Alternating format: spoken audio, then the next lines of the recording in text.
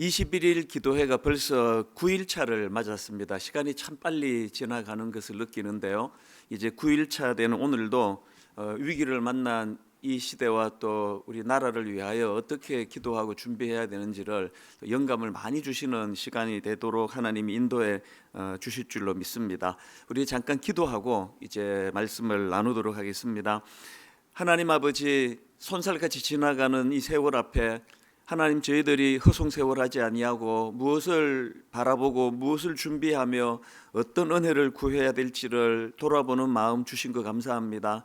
오늘도 주님, 부족한 종을 통해서 주시는 말씀을 우리 모든 성도님들이 믿음으로 또 아멘으로 받을 수 있도록 도와주시고, 전하는 자는 감추어 주시고 하나님의 말씀만 드러나게 하여 주시옵소서. 인도하여 주심을 감사드리옵고 예수님 이름으로 기도드립니다. 아멘. 이 시간 주시는 하나님 말씀은 느헤미야 5장입니다. 구약 성경 느헤미야 5장 1절부터 13절까지 말씀입니다. 제가 가진 성경으로 구약 731페이지에 있습니다. 느헤미야 5장 1절부터 13절까지 우리 한 절씩 교독해서 읽도록 하겠습니다. 5장 1절입니다. 그때의 백성들이 그들의 아내와 함께 크게 부르짖어 그들의 형제인 유다 사람들을 원망하는데, 어떤 사람은 말하기를 우리와 우리 자녀가 많으니 양식을 얻어먹고 살아야 하겠다 하고, 어떤 사람은 말하기를 우리가 밭과 포도원과 집이라도 저당 잡히고 이 흉년의 곡식을 얻자 하고, 어떤 사람은 말하기를 우리는 밭과 포도원으로 돈을 빚내서 왕에게 세금을 바쳤도다. 우리 육체도 우리 형제의 육체와 같고 우리 자녀도 그들의 자녀와 같거늘 이제 우리 자녀를 종으로 파는도다. 우리 딸 중에 벌써 종된 자가 있고 우리의 밭과 포도원이 이미 남은 것이 되었으나 우리에게는 아무런 힘이 없도다 하더라. 내가 백성의 부르짖음과 이런 말을 듣고 크게 노하였으나 깊이 생각하고 귀족들과 민장들을 꾸짖어 그들에게 이르기를 너희가 각기 형제에게 높은 이자를 취하는도다 하고 대회를 열고 그들을 쳐서 그들에게 이르기를 우리는 이방인의 손에 팔린 우리 형제 유다 사람들을 우리의 힘을 다하여 도로 찾았거늘 너희는 너희 형제를 팔고자 하느냐, 더구나 우리의 손에 팔리게 하겠느냐 하매 그들이 잠잠하여 말이 없기로, 내가 또 이르기를 너희의 소행이 좋지 못하도다. 우리의 대적 이방 사람의 비방을 생각하고 우리 하나님을 경외하는 가운데 행할 것이 아니냐. 나와 내 형제와 종자들도 역시 돈과 양식을 백성에게 구워 주었거니와 우리가 그 이자 받기를 그치자. 그런즉 너희는 그들에게 오늘이라도 그들의 밭과 포도원과 감람원과 집이며 너희가 구워준 돈이나 양식이나 새 포도주나 기름의 100분의 1을 돌려보내라 하였더니, 그들이 말하기를 우리가 당신의 말씀대로 행하여 돌려보내고 그들에게서 아무것도 요구하지 아니하리이다 하기로, 내가 제사장들을 불러 그들에게 그 말대로 행하겠다고 맹세하게 하고, 같이 읽습니다. 내가 옷자락을 털며 이르기를 이 말대로 행하지 아니하는 자는 모두 하나님이 또한 이와 같이 그 집과 산업에서 털어버리실지니 그는 곧 이렇게 털려서 빈손이 될지로다 하매 회중이 다 아멘하고 여호와를 찬송하고 백성들이 그 말한 대로 행하였더라. 아멘. 제가 오늘 이 설교를 준비하다가 감동적인 글 하나를 읽었는데요. 1997년도에 우리나라에 IMF라고 하는 외환 위기가 터지지 않았습니까? 그때를 제가 이렇게 되돌아보면은 지금 코로나 바이러스 이것도 엄청난 위기지만 뭐 이거랑은 비교가 안 되는 모든 그때 국민들이 다 마음에 두려움이 몰려오던 그게 바로 IMF 외환 위기인데요. 그 외환 위기로 대기업, 중소기업 할 것 없이 연쇄 부도가 일어나고 수많은 직장인들은 또 직장에서 쫓겨나고 이런 이제 비극들이 일어나던 그 즈음에 어떤 한 몰락한 한 가장 한 사람의 이야기가 이제 제가 읽은 글 내용입니다. IMF로 이제 이분이 운영하던 회사가 부도를 맞는 과정에서 회사도 집도 다 깨지고 다 잃어버리고 이렇게 됐는데, 그래서 이제 길거리를 전전하면서 노숙인처럼 그런 비참한 삶을 살게 된 것 같습니다. 그렇게 길거리를 전전하던 이분이 이제 용산역에 이제 그런 사람들이 많이 모여 있고 또 이제 밥도 제공하고 이런 이제 소문을 들었겠죠. 그 용산역에 가 보니까 뭐 악의 다툼인 겁니다. 그래서 번번이 그 무료 배식 순서를 빼앗겨 가지고 끼니를 뭐 그러는 일이 다반사고, 그 과정에서 너무 상처를 많이 받은 겁니다. 그렇게 가까운 주변 사람들이 자기를 외면하고 아무도 도와주지를 않으니까 마음에 이제 분노가 차올라가던 그런 어느 날인데요, 너무나 허기가 져서 그 용산역 주변에 있는 어느 식당으로 들어가 가지고 구걸을 했답니다. 내가 지금 배가 너무 고파서 그러니까 찬밥이라도 한술 뜨게 해달라고. 그랬더니 그 식당 주인이 이 분노에다가 기름을 끼얹어 버렸습니다. 뭐라고 얘기를 하는가 하니까 아침 개시부터 재수 없게 시리 꺼지라고, 그러면서 찬물을 들이부어 버린 거예요.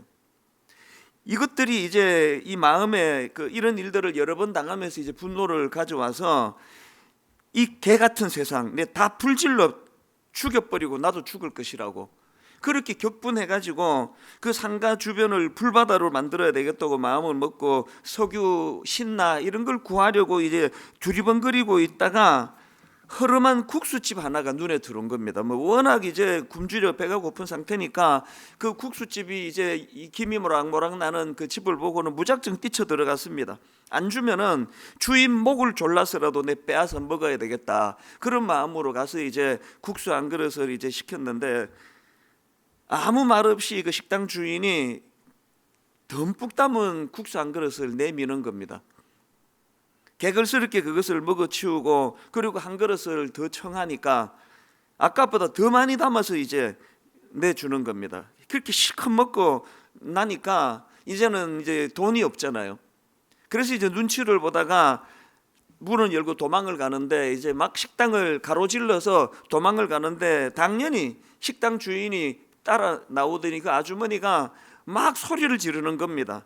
야, 이 도둑놈아, 이 나쁜 놈아, 돈 내고 가야지, 이런 이야기가 당연히 들려야 되는데 길을 가로질러 도망을 가는 이 사람에게 충격적인 메시지가 들리는 겁니다. 괜찮아, 뛰지 마, 다쳐. 이 세 마디가 이 사람을 살려줬대요. 괜찮아, 뛰지 마, 다쳐.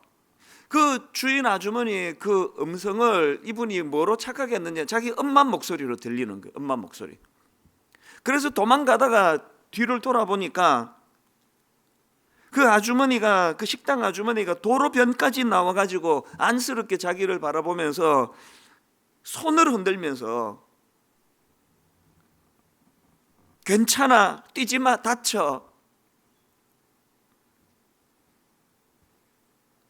그 글에서 제가 본 내용이 이렇습니다. 그 아주머니 세 마디 외침과 함께 손을 흔드는 그 모습을 보고 그는 악마에서 인간으로 다시 돌아왔다, 그런 표현을 쓰더라고요.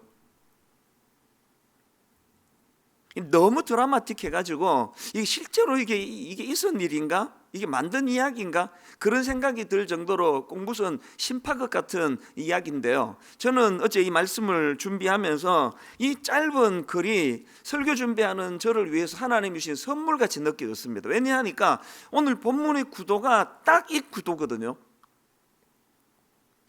오늘 본문 말씀의 배경이 어떻게 되는가 하면은 지금 유다 백성들이 무너진 성벽을 재건하고 있는데, 지난주에는 외부의 적이 방해하면서 공격을 했는데요, 지금 이제 느헤미야 5장에서는 내부에서 갈등이 일어난 겁니다. 백성들 중에 경제적인 어려움으로 극심한 고통을 겪고 있는 내용이 오늘 본문에 기록되어 있는 내용입니다. 가뭄으로, 또 그 가뭄으로 인해 가지고 식량난에, 거기다가 또 과중한 세금 착취, 이런 것들로 너무나 이제 극빈층이 이제 고통 속에 빠져 있는 것이 오늘 본문의 내용입니다. 그들의 호소가 3절부터 5절인데요, 이제 세 번역으로 읽어드리겠습니다. 또 어떤 이들은 이렇게 울부짖는다. 배가 고파서 곡식을 얻느라고 우리는 밭도 포도원도 집도 다 잡혔다. 또 어떤 이들은 이렇게 외친다. 우리는 왕에게 세금을 낼 돈이 없어서 밭과 포도원을 잡히고 돈을 꾸어야만 했다. 또 들으는 이렇게 탄식한다. 우리의 몸이라고 해서 유다인 동포들의 몸과 무엇이 다르냐? 우리의 자식이라고 해서 그들의 자식과 무엇이 다르단 말이냐?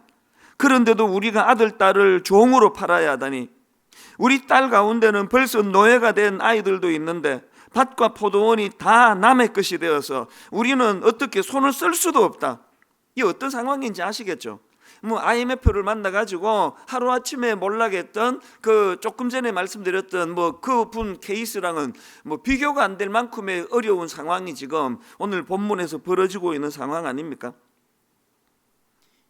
흉년 이런 것들이 겹쳐가지고 극심한 경제적인 어려움에 빠지는 사람들이 지금 아픔을, 고통을 호소하고 있는데, 제가 주목하는 것은 바로 이런 백성들 안에 이런 가슴 아픈 일이 벌어지니까 지도자층에 있던 두 부류의 지도자층, 하나는 타락한 일부 상류층, 또 하나는 오늘 본문의 지도자 느헤미야, 이 두 부류의 태도가 너무 다른 거예요.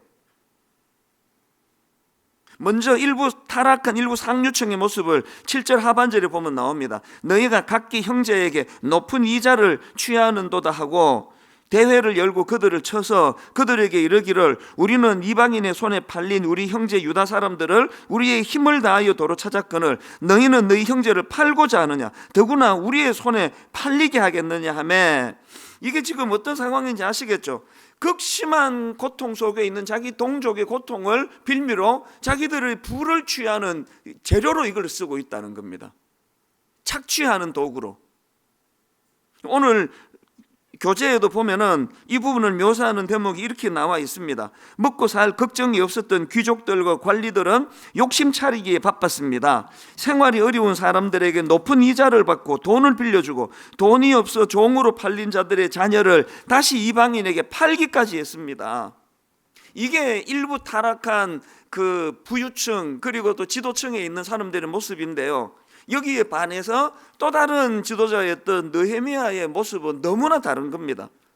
느헤미야는 이런 일부 타락한 부유층과는 완전히 다른 모습을 보여주는데요, 어려움에 빠진 그 백성들의 편에 서서 그들의 아픔과 함께하며 이런 모습을 느헤미야가 보여주는데, 저는 이런 말씀들을 쭉 묵상을 하면서 정말로 혼란이 많고 위기가 많은 우리나라 현실에서 느헤미야와 같은 지도자들이, 특별히 주님 안에서 예수 믿는 지도자들이 많이 나왔으면 좋겠다, 그런 생각을 하면서 본문을 묵상했는데요. 자, 오늘 본문에 나오는 지도자 느헤미야에게서 배워야 될 두 가지가 있는, 이걸 기도 제목으로 삼으시면 좋겠습니다. 느헤미야에게 뭘 배워야 되느냐? 첫째가 공감 능력입니다.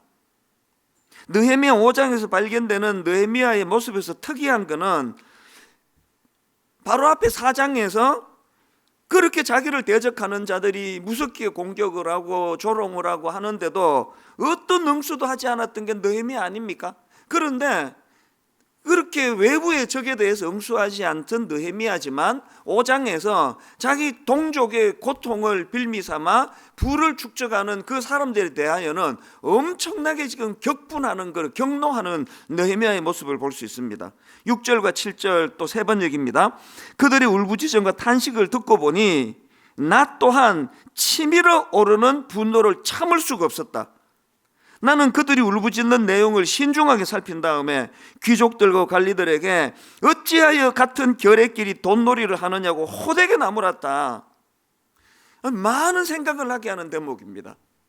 외부의 적이 자기를 공격하고 자기 동족을 공격할 때는 어떤 반응도 보이지 않았던 느헤미야인데, 고통색에 빠져있는 자기 동족을 이런 식으로 착취하는 사람들에 대하여는 분을 표현하는 이 느헤미야의 모습을 보면서 우리가 어떨 때 분노를 표현해야 되고 어떨 때 그거를 삼켜야 되는지를 알 수 있게 하는 그런 내용 아닙니까? 저는 이런 느헤미야에게서 막 그 일부 타락한 그런 지도자들을 모아놓고 막 엄청나게 질책을 하는 이런 느헤미야의 모습을 보면서 저는 공감 능력을 발견하는 겁니다. 여러분, 공감 능력 없이 남의 일에 이렇게까지 분노할 이유가 있습니까? 나는 저 짓 안 해야지, 그 정도만 해도 대단한 건데요.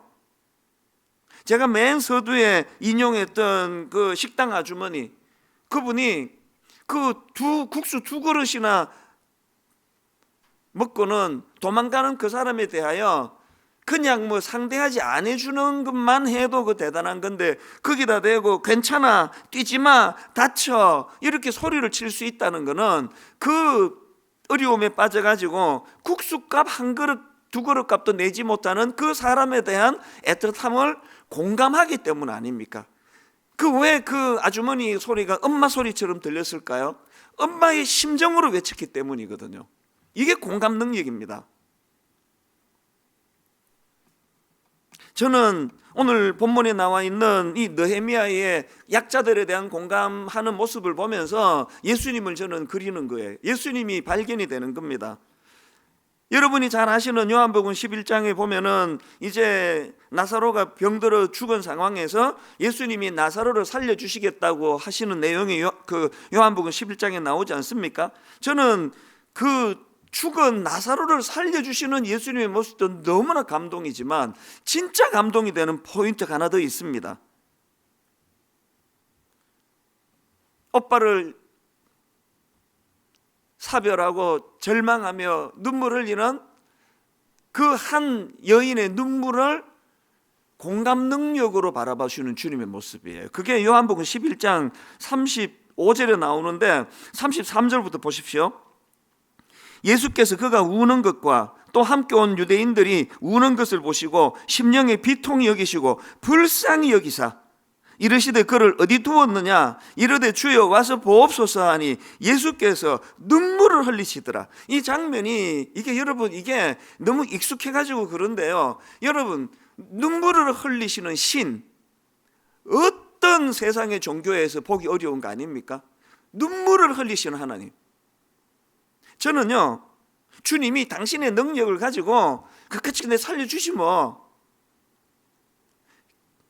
기계처럼 나사로를 살려주지 않으시는 이 예수님이 너무 좋습니다. 불쌍히 여기사 예수께서 눈물을 흘리시더라. 저는 이 설교를 하면서 마음의 가책을 느낍니다. 목회하면서 슬픔을 당한 성도님들 위로해 줘야 되고 기도해 드려야 되니까 이거 하려고 애는 쓰고 있습니다만 제 마음 안에 이 주님의 마음이 있는 건가? 이 긍휼이 내게 있는 건가? 물론 우리 교역자들은 허구한 날 접하는 것이 어느 분이 암에 걸리셨습니다. 누가 경제적으로 어려움에 빠졌습니다. 자녀 문제로 고통합니다. 매일 접하는 게 그런 거다 보니까 인간이라서 무디어 줄 수밖에 없는 것이 현실입니다. 그거 부인하지 않습니다만 우리 목회자들이 그리고 우리 순장님 같은 지도자들이 끊임없이 몸부림쳐야 되는 건 주님의 이 마음입니다. 여러분 아시지만 마태복음 15장에 보면은 예수님께서 오병이어의 기적을 베푸신 다음에 칠병이어라고 떡 7덩이 하고 작은 생선 둘을 가지고 또다시 수많은 사람들을 먹이는 기적을 베풀지 않으십니까? 그 과정에서 제가 주목하는 성경의 포인트가 하나 있습니다. 마태복음 15장 32절 예수께서 제자들을 불러 이르시되 내가 무리를 불쌍히 여기노라. 그들이 나와 함께 있은지 이미 사흘임에 먹을 것이 없도다. 길에서 기진할까 하여 굶주려 보내지 못하겠노라. 여러분 오병이어의 기적, 칠병이어의 기적의 모태는 능력이 많으신 그분의 과시로서 일어난 게 아니에요. 그 불쌍히 여기심, 이게 세상적인 가치관으로는 동의가 좀 어렵습니다. 인류를 구원하러 오신 그 주님께서 이런 사소한 일에 그 뭐 밥 한두 끼 못 먹는다고 굶어 죽습니까? 그리고 뭐 가두어 놓고 말씀 전한 것도 아닌데 배고픈 사람은 다 가서 먹었을 거 아니냐고요. 그런데 여러분 그 놀라운 하나님의 아들로서 신적인 능력을 이건 뭐 배고파 보이는 사람들 그거 밥 먹이는데 기적을 쓰시는 게 너무나 사소해 보이지 않습니까? 그러나 저는 여기에 복음의 진수가 있다고 생각합니다. 경중을 따지며 일하지 아니하신 하나님, 명분 있는 큰 일에는 마음을 다 던지시고 하찮은 일들은 관심을 쓰지 않는 그런 하나님이 아니신 게 얼마나 제게 위로가 되는지 모릅니다. 그 혜택을 저나 여러분이 받아 누려왔기 때문에 제가 이 자리에 설 수 있게 된 거 아닙니까?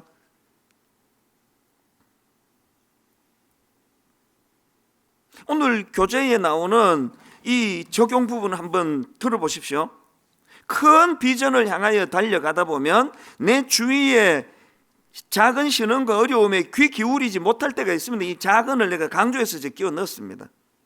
큰 비전을 향하여 달려가다 보면 내 주위의 신음과 어려움에 귀 기울이지 못할 때가 있습니다. 혹시 앞만 보고 달려가느라 내 공동체, 내 가족들의 불평을 듣지 못하고 있지는 않으십니까?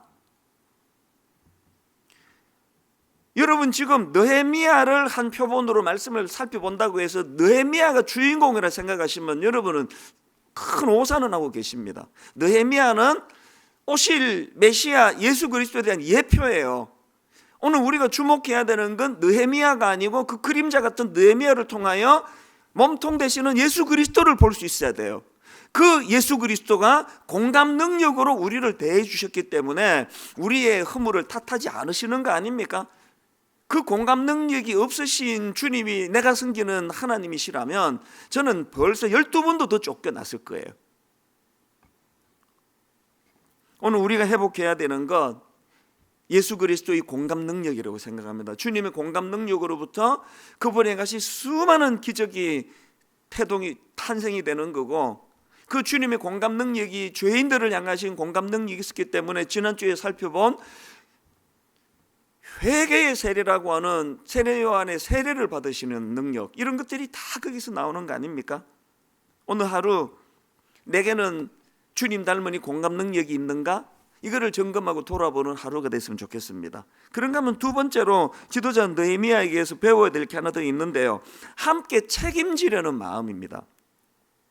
참 저는요, 이 느헤미야가 그런 경제적인 어려움으로 절망하는 약자들을 대하는 그 모습도 공감 능력을 갖고 가고 있고요. 그런가 하면 그 타락한 일부 그 상류층 사람들에 대해서도 격분하면서도 그가 보여주는 모습이 너무나 아름답습니다. 11절을 보십시오. 그런즉 너희는, 지금 그 일부 상류층에 대해 격분하면서 하는 이야기예요. 그런즉 너희는 그들에게 오늘이라도 그들의 밭과 포도원과 감람원과 집이며 너희가 구워준 돈이나 양식이나 새 포도주나 기름의 100분의 1을 돌려보내라 하였더니, 그랬더니 12절에서요, 그들이 말하기를 우리가 당신의 말씀대로 행하여 돌려보내고 그들에게서 아무것도 요구하지 아니하리이다 하기로, 이게 저는 기적처럼 보여져요. 여러분, 그렇게 타락한 일부 그 상류층 사람들이 이렇게 느헤미야가 격분하며 던진 몇 마디에 이렇게까지 순응할 수 있는 거, 이거 기적 아닙니까? 그 강팍한 심령이 어떻게 그 마음이 느헤미야의 몇 마디에 녹아질 수 있느냐고요. 이게 어떻게 가능하냐고요. 그게 바로 느헤미야에게 배워야 될 두 번째 항목입니다. 함께 책임지려는 마음을 느꼈기 때문입니다. 이제 이게 무슨 말씀이냐? 10절에 바로 그 문제가 나와 있는데, 느헤미야가 막 격분하며 지적하는데도 표현을 한번 보십시오. 10절, 나와 내 형제와 종자들도 역시 돈과 양식을 백성에게 구워 주었거니와 우리가 그 이자 받기를 그치자. 여러분, 그 타락했던 일부 상류층들이 이런 느헤미야 말에 힘을 느낄 수 있었던 것은 단순한 책망이 아니에요. 단순한 책망은 더 큰 울분을 가져다 주는 거 아닙니까? 거기에 함께 책임지려는 마음. 그래서 여러분, 이 내용을 두 가지로 해석할 수 있지 않습니까? 10절에 나와 있는 우리가 그 이자 받기를 그치자 할 때는 두 가지 가능성이 있는 겁니다. 우리가라고 하는 걸로 보니까 느헤미야도 뭐 높은 이자는 아니라 할지라도 자기도 이자를 받은 거를 우리가 추측할 수 있는 거예요. 그래서 이걸 내가 지금 인정하고 나부터 돌이키겠다, 이런 뜻으로 해석을 할 수가 있고요. 그런가 하면 두 번째로는 이 우리가를 어떻게 해석할 수 있느냐? 느헤미야는 이자 받는 이런 짓 안 했지만 귀족과 관리들의 책임을 그들에게만 돌리지 아니하고 자기도 동일한 책임감으로 이것을 수용했다는 이런 의미로 해석할 수 있지 않습니까? 여러분은 어느 쪽의 해석이 더 마음이 끌리십니까? 당연히 후자죠. 이건 뭐 말할 것도 없이 후자 아닙니까? 이후에 이제 또 살펴볼 느헤미야의 모습을 보면 이거는 뭐 명명백백 후자예요. 느헤미야는 그런 짓 안 했습니다. 그럼에도 불구하고 우리가라고 말할 수 있는 이 느헤미야의 말 속에 함께 책임지려는 마음. 오늘 목회자인 우리는 말할 것도 없고 우리 순장님들을 위시 수많은 우리 지도자들이 아셔야 되는 거, 여러분, 우리 말에 힘이 있으려면은 함께 책임지려는 마음이 포함이 돼야 된다는 사실이에요. 그렇게 강단에서 그냥 이것저것 지적을 많이 하는데 왜 말에 힘이 없는가 생각해 보면 함께 책임지려는 마음이 이게 누락이 되어 있는 거 아닌가? 여러분, 이 느헤미야는 그림자고 우리가 진짜 살펴야 되실 분은 예수 그리스도라고 말씀드렸죠. 주님의 세례 받으심, 주님의 십자가 지심, 아무 죄 없으신 주님께서 이 모든 일을 감당하시는 그 모습에서 우리가 배워야 되는 게 무엇인지를 점검하셔야 한다는 겁니다.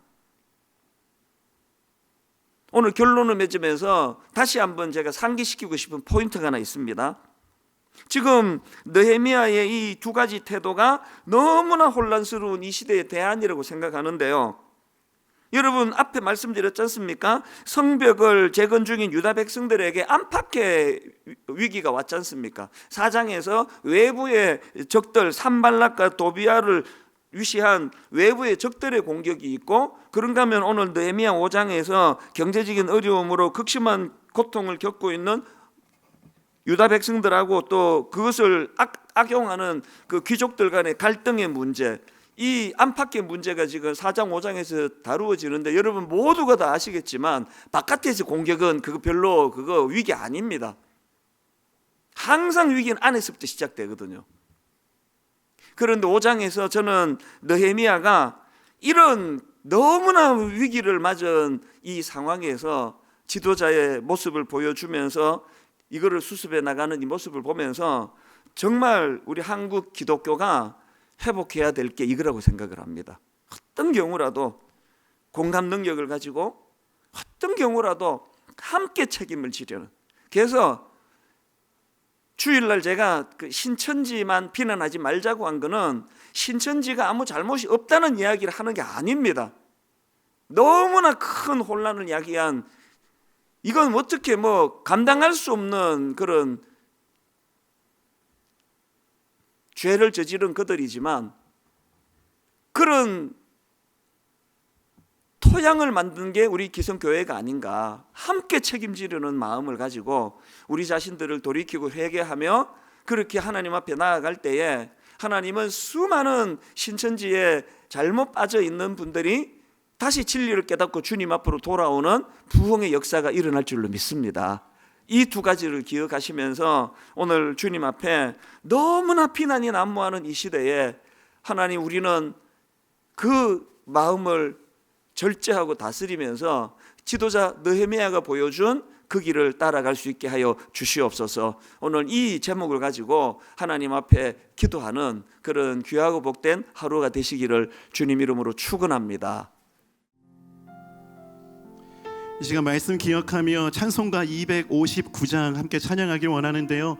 이 찬양의 가사가 우리 자신에게 질문하는 가사로 이루어져 있습니다. 우리 자신에게 질문하며 은혜 주실 주님의 이름만을 함께 높여드리고 또 은혜를 구하며 이 찬양 고백하길 원합니다. 예수 십자가의 흘린 피로써 그대는 씻기어 있는가. 더러운 죄 희게 하는 능력을 그대는 참으시. 우리 한 번 더 예수 십자가의 흘린 피로써 그대는 씻기어